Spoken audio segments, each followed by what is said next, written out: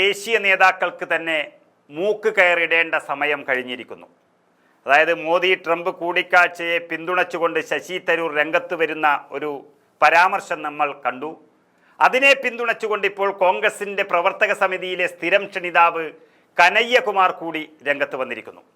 Modi Trump ഉഭയകക്ഷി ചർച്ച നല്ലതാണെന്ന് കനയ്യകുമാർ പറഞ്ഞിരിക്കുന്നു. 140 കോടി ജനങ്ങളുള്ള ഇന്ത്യയിൽ വ്യാപാര സാധ്യതകൾ ഏറെയാണെന്നും രാജ്യത്തെ ജനങ്ങൾ മനുഷ്യത്വരഹിതമായി കൊണ്ടുവരുന്നതിലാണ് ആശങ്കയുള്ളത് എന്നും കനയ്യകുമാർ പറയുകയാണ്. രാജ്യവും പൗരന്മാരും അപമാനിക്കപ്പെടുമ്പോൾ സർക്കാർ വ്യക്തമായ നിലപാടെടുക്കണമെന്നും കനയ്യകുമാർ വ്യക്തമാക്കുന്നു. ആ കനയ്യകുമാർ മോദിയും ട്രംപും നടത്തിയ കൂടിക്കാഴ്ചയിൽ നല്ല കാര്യങ്ങളാണ് ഉയർത്തിരിഞ്ഞു വന്നത് എന്ന് വ്യക്തമാക്കുകയാണ് രാജ്യത്തിന് മുമ്പിൽ. ആ കനയ്യകുമാറിനെ പോലെ തന്നെ AICC പ്രവർത്തക സമിതി അംഗങ്ങളായ ശശി തരൂറും പാർട്ടിയെ വെട്ടിലാക്കിക്കൊണ്ട് കടന്നു വന്നിരിക്കുന്നു. പ്രധാനമന്ത്രി നരേന്ദ്രമോദിയെ പുകഴ്ത്തിക്കൊണ്ടാണ് അദ്ദേഹം വന്നത്. US പ്രസിഡന്റ് ഡൊണാൾഡ് ട്രംപിൻ്റെ പ്രശംസയ്ക്ക് പിന്നാലെയാണ് തരൂറിൻ്റെ വാക്കുകൾ.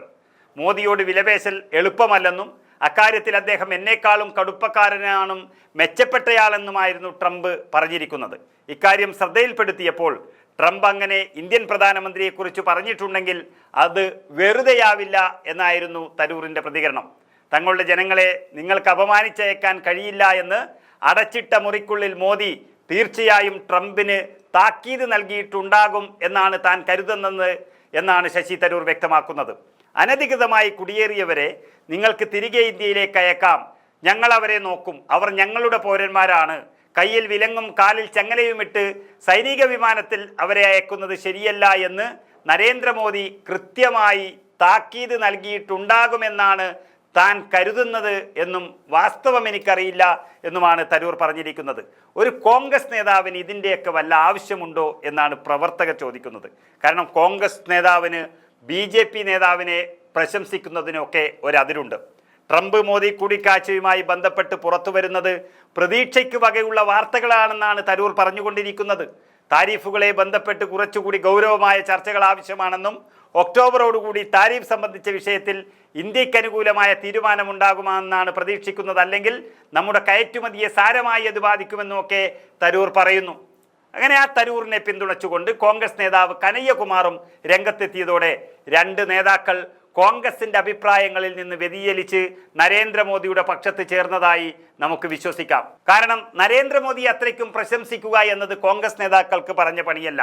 കോൺഗ്രസിന് വ്യക്തമായ ഒരു പാർട്ടിക്ക് അതിൻ്റെതായ വ്യക്തമായ അജണ്ടകളുണ്ട്, വ്യക്തമായ നിലപാടുകളുണ്ട്. അത് മറികടന്ന് മറ്റൊരു പാർട്ടിയുടെ നേതാവിനെ പ്രശംസിക്കുന്നത് പാർട്ടിക്ക് ദോഷം ചെയ്യും. മോദി ട്രംപ് ഉഭയകക്ഷി ചർച്ച നല്ലതാണെന്ന് 140 കോടി ജനങ്ങളുള്ള ഇന്ത്യയിൽ വ്യാപാര സാധ്യതകൾ ഏറെയെന്നും കനയ്യകുമാർ പറയുമ്പോൾ ഇത് നരേന്ദ്രമോദിയെ പുകഴ്ത്തുന്നത് കോൺഗ്രസിന് നല്ലതല്ല എന്നുള്ളത് വ്യക്തമാക്കുന്നതാണ്. ഇതിൽ ആര് പറഞ്ഞതാണ് ന്യായവും അന്യായവും എന്നുള്ളതല്ല.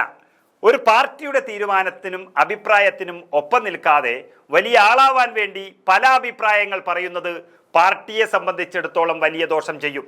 മാത്രമല്ല ഇതിനെ ന്യായീകരിക്കാനും തള്ളിപ്പറയാനും മറ്റു നേതാക്കൾ തന്നെ പാർട്ടിക്കുള്ളിൽ ചേരിതിരിയുന്നതോടെ അത് വലിയ പൊട്ടിത്തെറിയിലേക്കാണ് പാർട്ടിയെ നയിക്കുന്നത്.